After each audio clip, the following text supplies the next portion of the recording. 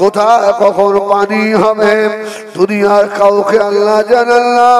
কার কোথায় রিজিক আছে দুনিয়া কেউ জানে না। কার কোথায় কখন মৌত হবে দুনিয়ায় কেউ জানে না। মায়ের পেটে কি বাচ্চা আছে দুনিয়া কেউ জানে না। এসব ইলমের মালিক আমার আল্লাহ। ও নারায়ণপুরের মুরব্বিয়ানেরা, ও যুবকেরা, আমি একটুখানি আপনাদের বলি, শুরু করছি পরে বাবা।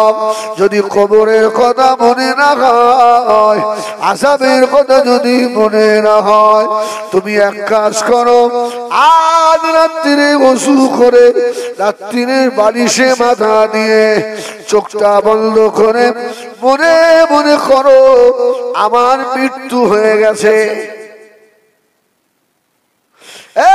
যুবকেরা মনে মনে করো আমি মরে গেছি, মারা গেছি, আমি এখন লাশ।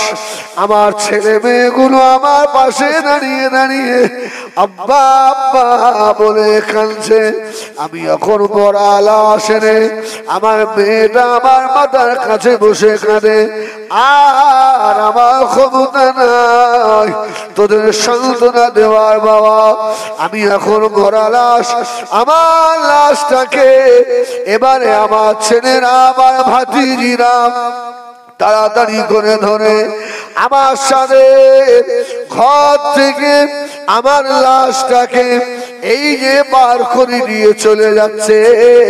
আল্লাহ নবী মারছেন, ওই সময় মুর্দা এত জোরে চিল্লায়, তোরা আমাকে এত তাড়াতাড়ি আমার স্বামীর ঘর থেকে বার করে নিয়ে যাবি না, আমাকে একটু সময় রে। এ বেনামাসীরা মনে মনে করো আমি মরে গেছি।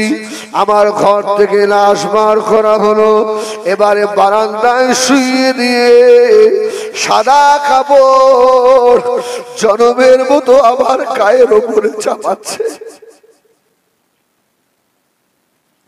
ও ভাইজানেরা, মনে মনে করুন দুনিয়ার রোগীর বস্ত্রগুলো আমার বেটারা খুলে নিল, উলঙ্গ ল্যাংটো করে সাদা একটা কাপড় আমার গায়ের উপরে চাপিয়ে দিয়েছে। মুর্দা চিল্লায় আর বলে, তোরা এত নিষ্ঠুর, তোরা যে এত পাষাণ। ও ভাইজানেরা, আল্লাহ ওই মুর্দাটাকে এবারে যখন গোসল দেওয়ার প্রস্তুতি নেওয়া হয়, কেউ হাঁড়ি নিয়ে দৌড়ায়, কেউ কুলের পাতা আনতে যায়। মুর্দা বুঝতে পারে আমি বুঝে ফেলেছি তোদের দুনিয়ায় ভালোবাসা বেকার, আরে তোরা আমার জীবনের আখিরি গোসল করাবি রে।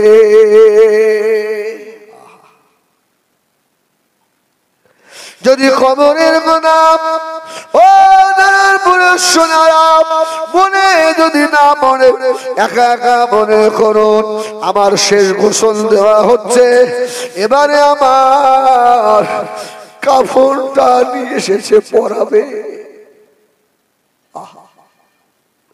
মুর্দা চিল্লায়, ও বেটারা রে, তোরা আমাকে এবারে জীবনের মতো সাদা কাপড় পরিয়ে দিবি। আমার সাদা কাপড় পরানো হয়ে গেল, আমার মুখটাকে বার করে রেখেছে। সবাই এসে দেখে আর চোখের পানি ফেলে চলে যায়। মেয়েরা মাথা ধরে বসে আব্বা আব্বা করে চুল ছেড়ে, আমি তো মরা, আর আমার কথা বলার মতো ক্ষমতা নেই বাবা।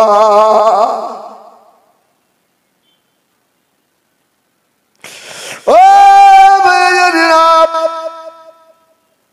মুর্দার জানাজা তুললো, লাশটাকে ময়দানে নিয়ে যাওয়া হয়। মুর্দা তখনও বলে, জানাজা মাঠে যারা এসেছো, আমার জীবনের আখেরি নামাজ পড়ে যাবে বাবা, তবে শুনে রাখো আমার মনে তোমাদের সিরিয়াল রয়েছে।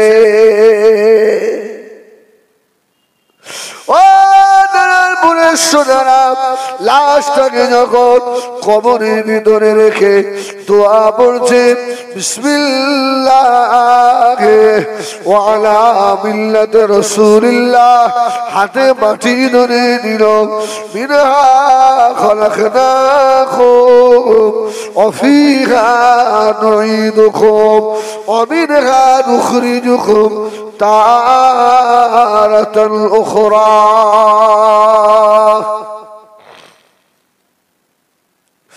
ও মুরব্বিয়ানিরা, বান্দা যদি আল্লাহ ওয়ালা হয়, নামাজি হয়, দিলদার হয়, একটা মানুষও যদি মাটি দিয়ে 40 কদম চলে আসে, আল্লাহর হাবিব ফরমাচ্ছেন ওর কবরের ভিতরে 2 জন ফেরেশতা আসে।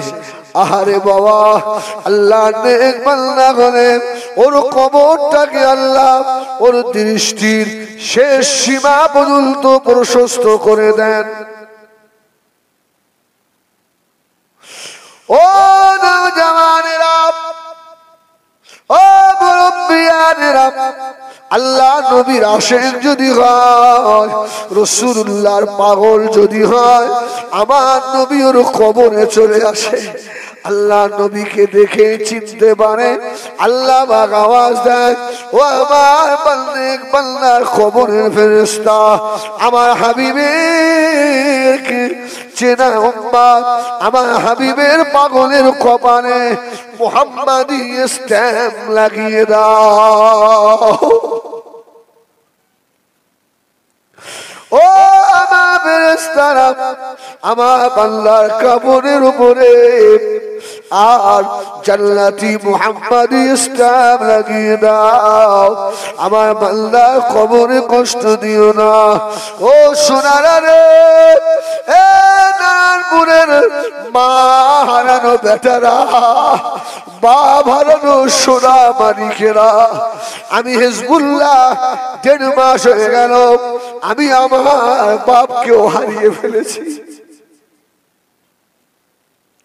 তোরা রাস্তায় ঘুরবি রে, নারায়ণপুরের বুঝিরা, তুই জানিস না বাবা ছেলে, তোর বাপ কবরে আজকে শুয়ে শুয়ে আশা করছে আমার নারায়ণপুরের ইসালের সওয়াব আমার বেটা আমার জন্য 2 ফোঁটা চোখের পানি হলেও দেবে। বেটা তুই জানিস না আমি তোর বাপ কবরে কত কষ্টে রয়েছি, তোদের জন্য সারা জীবন এক বেলার জন্য পেট ভরে খাইনি বেটা, মুটেগিরি করেছি বেটা, লোকের চোখ দিয়েছি বেটা, কঠিন রোদ্দুরে পুড়ে কালো হয়ে গিয়েছি বাপ। আর নারায়ণপুর বাজারে গিয়েছি, চা বিস্কিট পরের লোক খেতে দিয়েছে, বিস্কিট না লুকিয়ে পকেটে রেখেছি বাবা ছেলে। এ বাজারে ঘোরা ছেলে না রে, তোর বাপ নিজে না খেয়ে ওই পরের দেওয়া বিস্কিট বাড়িয়ে রে তোর মুখে তুলে দিয়েছে, আমার সোনা মানিক খাবে, সেই বাপ কবরে শুয়ে তোর মুখের পানে তাকিয়ে রয়েছে। নারায়ণপুরের জওয়ানেরা, রাস্তায় ঘুরিস না বাবা, বাপ মায়ের জন্য দোয়া হবে, দাদু দাদির জন্য দোয়া হবে। চলে আয় সোনা মানিকেরা, চলে আয়, চলে আয়, তুই যে বাপ মায়ের সোনার মানিক, তোর চোখের 2 ফোঁটা পানির কত দাম। আল্লাহ তোর আব্বা মায়ের কবরের আযাব আল্লাহ মাফ করে দেবে। সুবহানাল্লাহ বলে। ও মেজেরা, আল্লাহ যদি হয়ে যায় আল্লাহ আমাদের হয়ে যাবে বাবা। এই জন্য আল্লাহ কোরআনে বললেন ইয়াওমা লা ইয়ানফাউ মালু ওয়ালা বানুন ইল্লা মান আতাল্লাহা বিকলবিন সালিম। সব বেকার, সব বেকার। দেখো না, বেকার না হলে ওরা রাস্তায় ঘোরে। আহা, ও নওজওয়ানেরা, তোদের শিক্ষা দেওয়ার জন্য বলি, বড়াই করি না, আল্লাহ মাফ করেন। বাপ একটু এলেম দিয়েছিল মনে, যত রাতি হোক জলসা থেকে বানিয়ে গেলেন, আমার ঘরের পাশে বাপের কবর, গাড়িটা নিয়ে আগে বাপের কবরের ধারে গিয়ে দাঁড়ায়।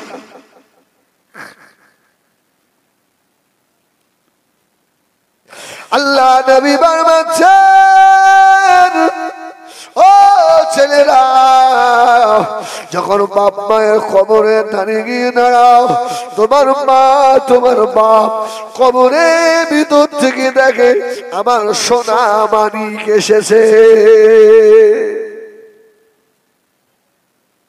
কদিন বাপের কবরের ধারে গেছো বাবা? যুবক রে, রাস্তায় ঘুরিস না রে, তোর জন্য তোর বাপ মা শুধু কষ্ট পায় না, তোর জন্য আমার মদিনার নবী মদিনার রওজায় কাঁদে রে।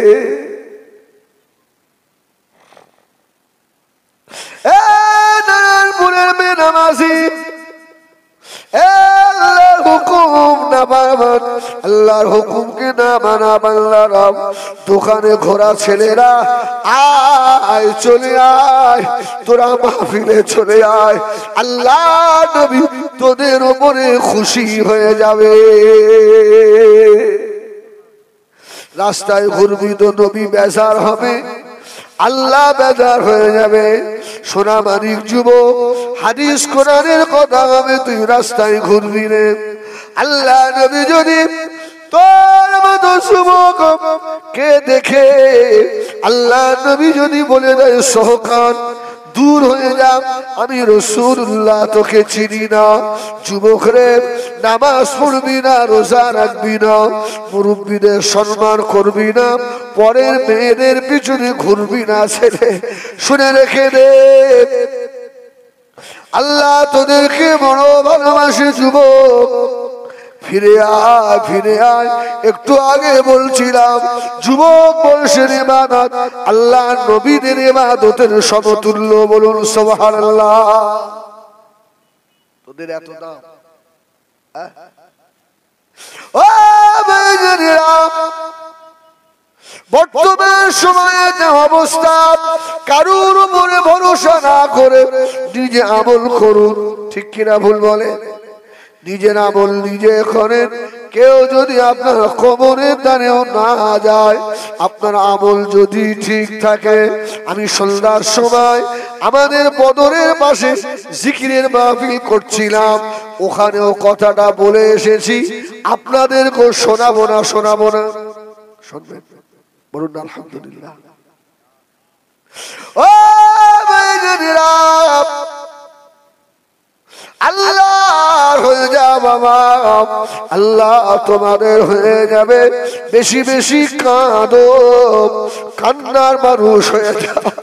গভীর রাত্রিরে উঠে গিয়ে ঠান্ডা পানি দিয়ে ওযু করে হাত দুটো তুলে আল্লাহ দরবারে আসামির মতো করে গলায় গামছা ঝুলিয়ে দিয়ে বলো, আল্লাহ আমি গুনাহগার, আল্লাহ আল্লাহ জীবনে যৌবনের তাড়নায় পড়ে কত গুনাহ করেছে, আল্লাহ তুমি যদি ক্ষমা না করো জাহান্নামী হয়ে যাব। ও ভাইজানেরা, তাফসীরের কিতাবে এসেছে আল্লাহর ওলি নাম হলো সুলাইমান সুলতান, বাদশাহ সুলতান ইবনে আদাল, বড় একজন আল্লাহর ওলি। বলবো নাকি? বলুন না আলহামদুলিল্লাহ। আলহামদুলিল্লাহ বলে একবার মোহাম্মদে বলেন দিন ইয়া রাসূলুল্লাহ। এই আমার নবী শুনবেন, জোরে বলেন না ইয়া রাসূলুল্লাহ। আর একটা কথা বলি, আল্লাহর ভয়ে কাঁদবেন, চোখে যদি পানি আসে এই পানি কাপড় দিয়ে মুছবেন না। আমার পীর আল্লামা কালিমুল্লাহ হুজুর রহমাতুল্লাহ কচি ওই পানি কাপড় দিয়ে মুছতে নেই, চোখের পানির দাম অনেক, মুখে মেখে নেই বাবা, মুখে মেখে নিও। চোখের পানি যে জায়গাগুলো লেগেছে জাহান্নামের আগুন লাগবে না। সুবহানাল্লাহ বলে। ও ভাইজানেরা, আল্লাহর নবী হযরত সুলতান ইবনে আদান মস্ত বড় আল্লাহর পাগল বান্দা। এই যুবকেরা শোনো, যুবক বয়স থেকে আল্লাহ পাকের ইবাদত করে, পাহাড়ের উপরে উঠে স্বামী স্ত্রী ছোট দুটো নাবালেগ বাচ্চা নিয়ে আল্লাহর ইবাদতে মশগুল হয়ে থাকে। দুনিয়ার কথা খেয়াল করে না, কবরের কথা মনে করে গুহায় বসে আল্লাহ দরবারে কাঁদে। 1 তারিখে আল্লাহর ওলি সুলতান ইবনে আদান বিবিকে ডেকে বলল, বিবি রে, তুমি আমাকে বড় ভালোবাসো বিবি, আমি যদি এখনই মারা যাই আমার লাশের কাফনটা কি দিয়ে হবে? বিবি বলেছিল, ও আমার স্বামী রে, আপনি চিন্তা করবেন না, আমার এই 12 হাত কাপড় আছে, এই কাপড়টাকে আমি 3 টুকরা করে ফেলে আমার স্বামীর কাফনের কাপড় করে দেব। সুবহানাল্লাহ। হুজুর বলল, তাই তুমি এত ভালোবাসো? বলে, হুজুর হ্যাঁ, আমার এই কাপড় কেটে আপনার দাম, কাপড় কেটে কাপড় করব। আল্লাহ নবী হযরত সুলতান ইবনে আদান বলেছিল, বিবি আল্লাহর ওলি সুলতান ইবনে আদান বিবিকে বলল, বিবি রে, আমার ইন্তেকালের আগে আমি কয়েকটা ওসিয়ত তোমাকে করে যাই। ও মা বিবি সাহেবা, আমি যদি রাত্রিরে মারা যাই,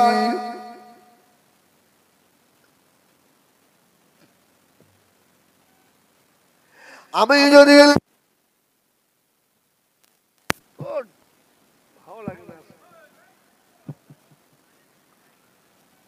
আমার লাশটাকে তোমরা বেশিক্ষণ দুনিয়ার জমিনে রাখবে না।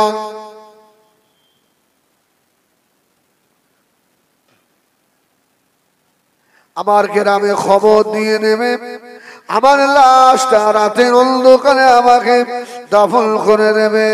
আর গ্রামবাসী যদি না আসে, তাহলে আমার লাশটাকে রেখে দিয়ে ওরে আমার বিবিরে এই পাহাড়ের উপরে উঠে গিয়ে বলবে, ইয়া রাব কদমাতা সুলতান ইবনে আদান। ও নারায়ণপুরের সোনারা, আল্লাহ নবী ফরমাচ্ছেন, 3টি কাজ তোমরা দেরি করো না, তাড়াতাড়ি করবে। 1 নাম্বার হলো নামাজের ওয়াক্ত হয়ে গেলে আগে নামাজ আদায় করবে। 2 নাম্বার হলো ছেলে মেয়ে শিয়ানা হয়ে গেলে সম্মান থাকতে থাকতে বিয়ে দেবে। 3 নাম্বার হলো কোন মাইয়ের যদি হয়ে যায় দেরি করবে না, তাড়াতাড়ি করে দাফন করে নেবে। আল্লাহ নবী সুলতান ইবনে আদান বললে, বিবি রে, আমার ইন্তেকালের পরে তোমার কাপড় দিয়ে আমার কাফন করে দেওয়া লাগবে না বিবি। আমার এই জামাটা রয়েছে, এই জামার মাথার দিকে সেলাই করে নিয়ে আমার ছেঁড়া জামা, এই জামা গায়ে দিয়ে আমি আল্লাহকে ডেকেছি, এই জামাটা আমার কাপড় হয়ে যাবে। ও বিবি সাহেবা, আমার লাশটা কবরের ভিতরে রাখার পরে এই জামায় তো আমার পা ঢেকবে না, বা লতা বাঁধা দিয়ে ঘাস দিয়ে আমার পা ঢেকে দেবেন। আল্লাহ কারো চেহারার দিকে দেখে না, আল্লাহ কারো কাপড়ের দিকে তাকায় না। আল্লাহ দেখবেন ফালি আমাল আমালান সালেহা। ও ভাইরা, নতুন আপনাদের উপহার দিয়ে যায় সোনারে। জীবনে শুনেছেন কিনা জানি না, আল্লাহর ওলি সুলতান ইবনে আদাল রাহমাতুল্লাহ আলাইহি স্বামী স্ত্রী কথা হয়ে গেল। আল্লাহ পাকের হুকুম, হুজুর আমার ইন্তেকাল হয়ে গেলেন। দুটো নাবালক ছোট ছোট বাচ্চা। বিবি বলল, বাবা ছেলে গ্রামে গিয়ে বলো গ্রামের ইমাম কি তোমার আব্বাকে এই রাত্রিরে কি দাফন করে দেবে নাকি। ছেলে খবর নিয়ে গেল, গ্রামের ইমাম বলল হবে না, সকাল ছাড়া। ছেলে ফিরে এসেছে।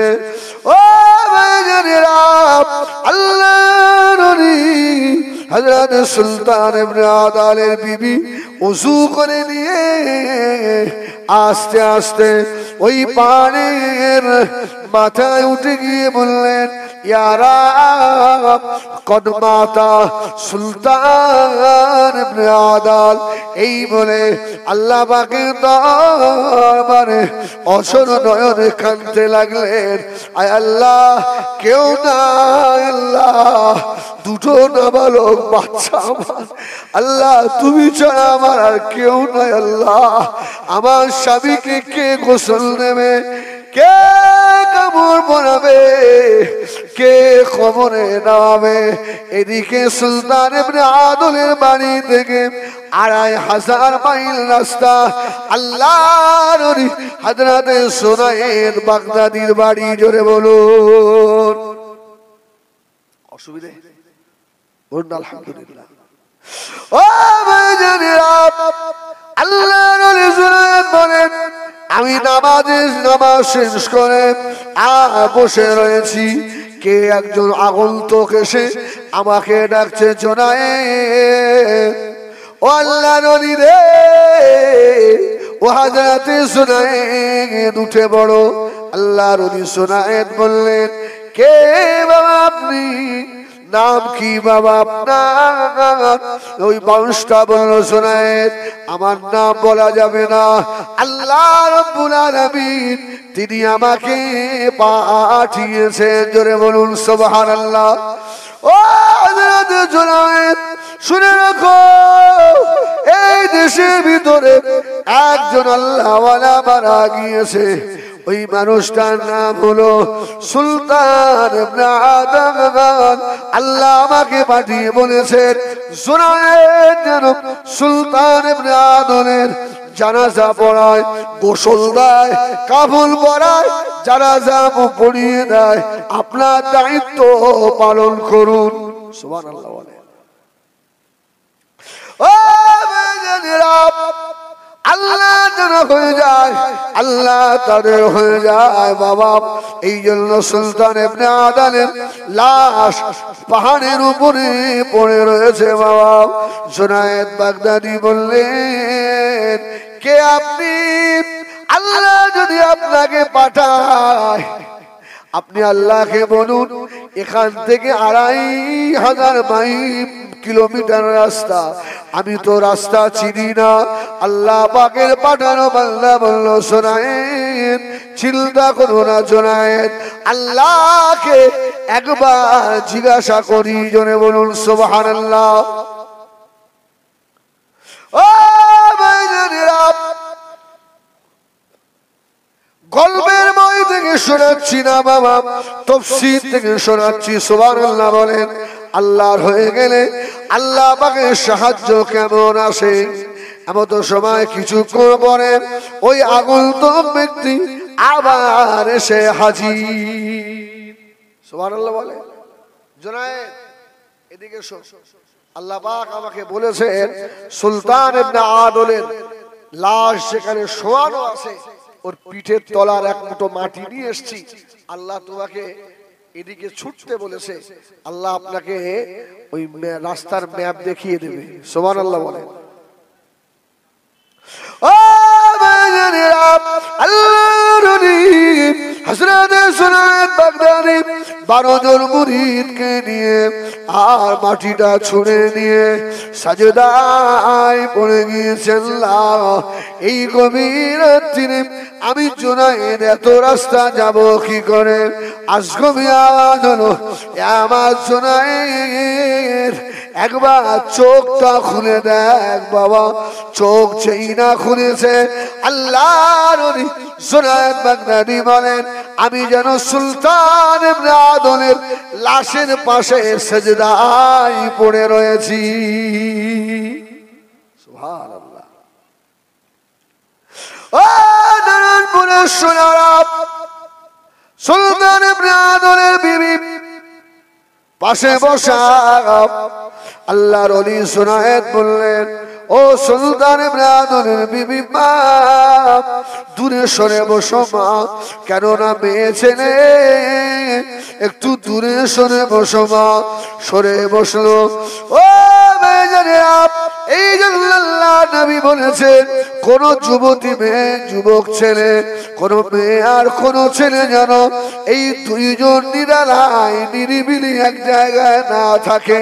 ওরা দুইজন থাকে না, ওদের সঙ্গে আর একজন থাকে, তার নাম হল ইবলিস, শয়তান। কি সবসময় ওদের মধ্যে কখন খারাপ কাজ করিয়ে দেবে, জাহান্নামী বানিয়ে দেবে। ইবলিসের তো এই উদ্দেশ্য। সুবহানাল্লাহ বলেন। তাই এখানে সুবহানাল্লাহ, আল্লাহু আকবার। ও ভাইজানেরা, আল্লাহর নবী মাওলানা আশরাফ আলী থানভী বড় একটা জ্ঞানের কথা লিখেছে।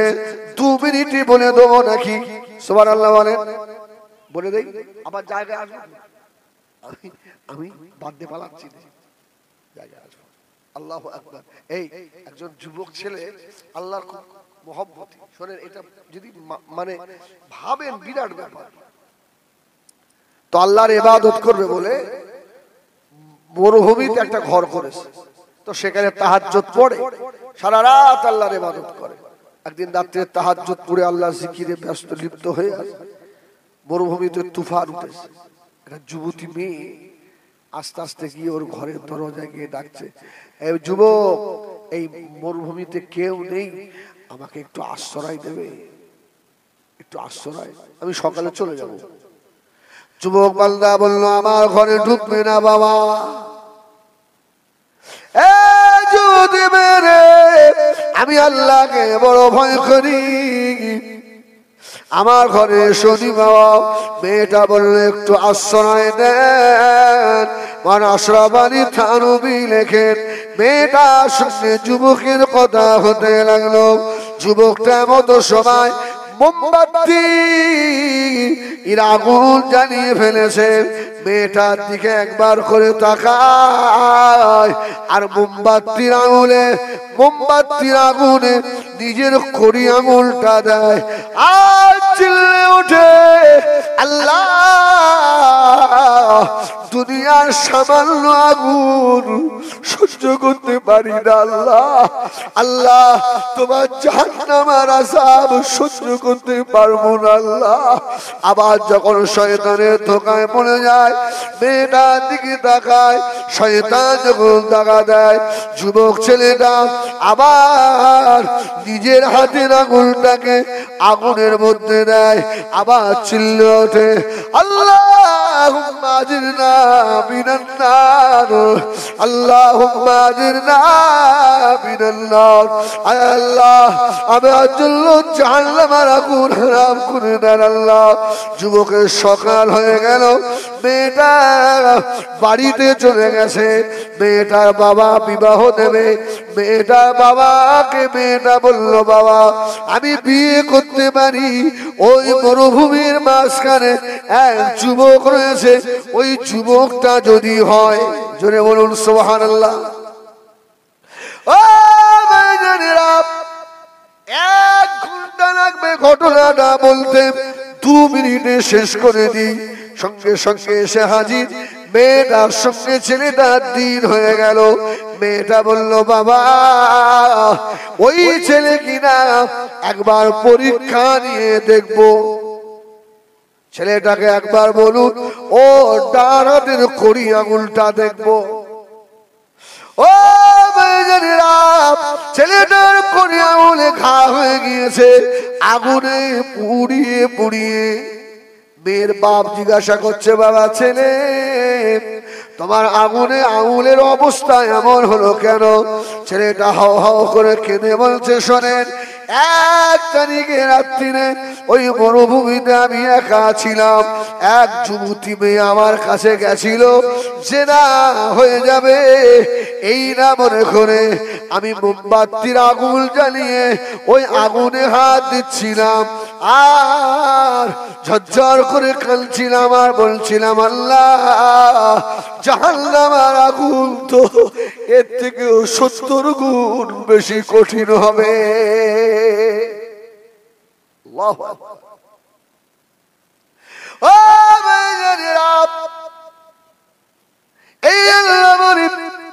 আল্লাহর ওলি যারা হয়েছে, কত ত্যাগ স্বীকার করতে হয়েছে, কত নফসকে কন্ট্রোল করতে হয়েছে। যুবক তুমি মনে মনে করো, আল্লাহ দুনিয়ার আগুন তো সামান্য আগুন, জাহান্নামের আগুন সইতে পারবো না। আল্লাহর ওলি সুলতান ইবনে আদানের লাশ শোয়ানো আছে।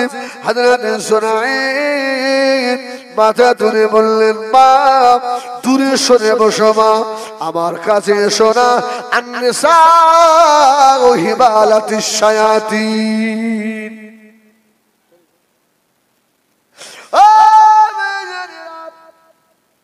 আল্লাহর ওলি সুনাইদ বললেন, ও সুলতান ইবনে আদলের বিবি, ও মা জননী মা, তোমার স্বামীর গোসল দিয়েছো? মা বলল, না।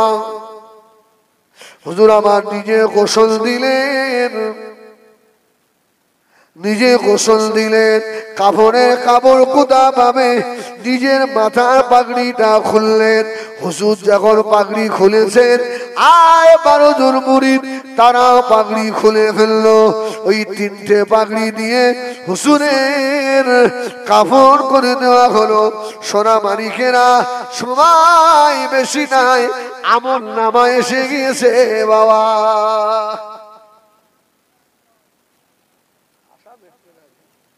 সুবহানাল্লাহ।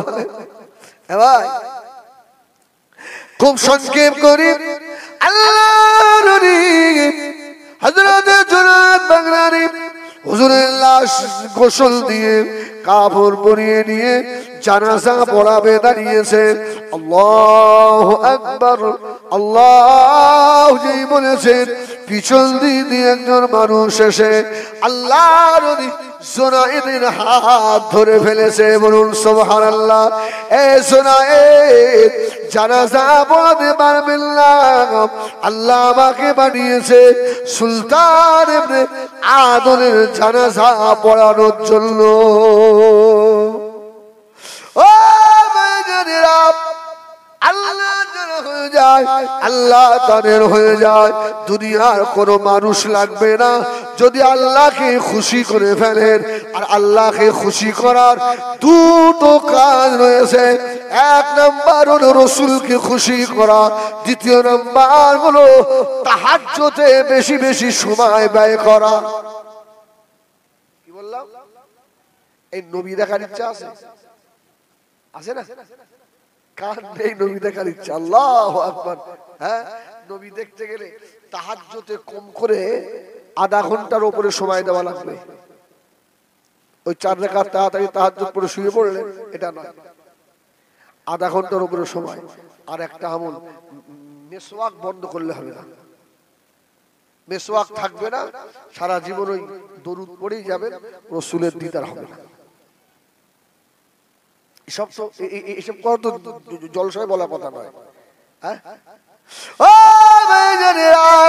আল্লাহর ওলিদের সোহবতি হয়ে যান, আজগবি জিনিস আনবেন বাবা, আল্লাহ তাড়াতাড়ি পেয়ে যাবেন, বেশি সময় লাগবে না। আল্লাহর নবীকে নারায়ণপুরে বসে মদিনার নবীকে দেখা যাবে, বলুন সুবহানাল্লাহ। সুলতান ইবনে আদলের লাশের জানাজা সুরায়াতকে পড়তে দেওয়া হলো না। তাফসীরের কিতাবে লিখেছে বাবা, যে মানুষটা হাত ধরেছে ওর বাম হাতে লাঠি, ডান হাতে একটা চামড়ার ব্যাগ। ওই সময় বলল, সোনাইন, আমার এই ব্যাগের ভিতরে 3টে কাপড়ের কাপড় রয়েছে। সোনাইন, তোমার মাথার পাগড়ি দিয়ে সুলতান ইবনে আদলের আর কাপড় করেছিলে, খুলে ফেলে দাও। সুলতান ইবনে আদলকে আল্লাহ এত ভালোবাসে, আল্লাহ জান্নাতে 3টি কাপড় পাঠিয়েছে। সুবহানাল্লাহ বলে না তো? আল্লাহু আকবার। সুলতান ইবনে আদল হুজুরের লাশটাকে আবার আড়াল করে জুনায়েদ বাগদাদি বলে, আমি আমার পাগড়ি খুলে নিলাম আর ওই ব্যাগ থেকে 3টে কাপড় বার করে ওকে কাফন পরালাম। জানাজা শুরু হয়ে যাবে। আমরা 12-13 জন গভীর রাত্রিরে আল্লাহর ওলির জানাজা পড়বো। যে মানুষটাকে চিনি না ওই মানুষটা এত জোরে জোরে তাকবীর বলে। জানাজা হয়ে গেল। আল্লাহর ওলি সুরায়াত বললেন, ভাই দাঁড়িয়ে যান, কে আপনি, কোথায় বাড়ি, কি নাম আপনার বলে যান। আপনি যে 12 জনের জানাজা এত জোরে কেন তাকবীর বললেন? ও ভাইজানেরা, তাফসীরে কিতাবে লেখা, ওই সময় ওই আগন্তুক ব্যক্তি বলেছিল, শোনায় তোমার কলবের চোখ খুলেছে বটে, সেইভাবে খুলেনি, তুমি আমাকে চেনোনি জোনায়। এই সুলতান ইবনে আদলকে আল্লাহ এত ভালোবাসে, এর জানাজায় শুধু 12 জন নয়, আল্লাহ পাকের 12 লক্ষ রহমতের ফেরেশতা এসেছে। জোরে বলুন ও হযরত জুনায়েদ, আমি যদি আস্তে আস্তে তাকবীর বলি ফেরেশতারা শুনতে পাবে কিনা, এই জন্য জোরে জোরে বললাম। আরেকটা কথা বলে দিই জুনায়েদ, এই ব্যাগের ভিতরে আল্লাহ পাকের তরফ থেকে 12,000 স্বর্ণ মুদ্রা দেওয়া রয়েছে। সুলতান ইবনে আদলের বিবিকে বলে দেবেন, ওই টাকা যেন জীবনে না দেখে, ওই টাকা যেন জীবনে জমিনের উপরে না ফেলে, বিসমিল্লাহ বলে হাত দেবে। যত টাকা দরকার আল্লাহ পাক সুলতান ইবনে আদলের বিবিকে আল্লাহ দেবে। ও ভাইজানেরা, জানাজা পড়ানো মানুষটা চলে যাচ্ছে। আল্লাহর ওলি জুনায়েদ গপ করে জামার কলার ধরে ফেললো। চলে যাবেন, পরিচয়টা দিয়ে যাবেন না। সুবহানাল্লাহ বলে, নামটা বলে যাও, চলে তো যাবে। দাঁড়িয়ে বলেছিল, ও আল্লাহর ওলি, ও হযরত জুনায়েদ, আমাকে চেনো না বাবা, আমি হলাম আল্লাহ পাকের একজন মাহবুব, আমার নাম হলো হযরত খিজির আলাইহিস সালাম। জোরে বলুন সুবহানাল্লাহ। আল্লাহর ওলি জুনায়েদ বাগদাদী খিজির আলাইহিস সালামের পা জড়িয়ে ধরেছে। হুজুর, আপনার মতো মানুষের জামার কলার ধরে ফেললাম, আপনি ক্ষমা করে দেন। কেননা আল্লাহ যে ইলমে লাদুন্নি আল্লাহ আপনাকে দিয়েছেন, ও আল্লামনাহুম মিন লাদুন্না ইলমা। জোরে বলুন সুবহানাল্লাহ। ও হযরত খিজির আলাইহিস সালাম, আপনার সঙ্গে মুসা নবীও পারে না। জোরে বলুন সুবহানাল্লাহ। আর আমি আপনার জামার কলার ধরে ফেলেছি। গোপনীয় কথা শিখিয়ে দিই, ইলমে লাদুন্নি কে কে চান? সবাই চান, সুবহানাল্লাহ বলে।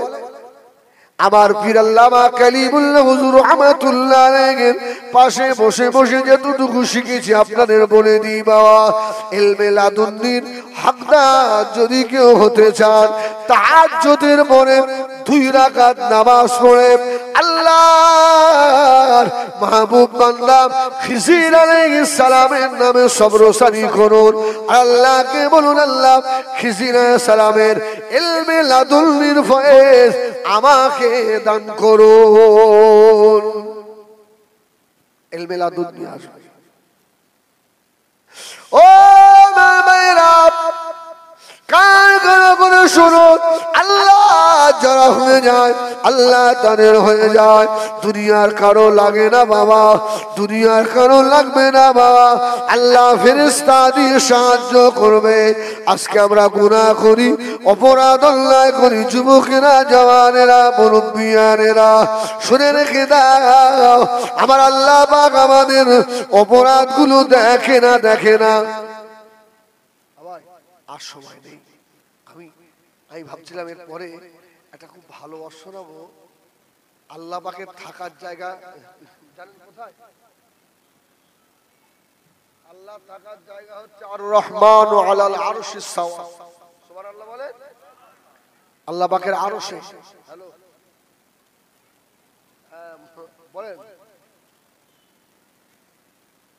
আচ্ছা আমি ওয়াজ করছি, পরে করছি, বলুন আলহামদুলিল্লাহ। আল্লাহ আরেকটা জায়গা থাকে, ওই জায়গাটা কোন জায়গা?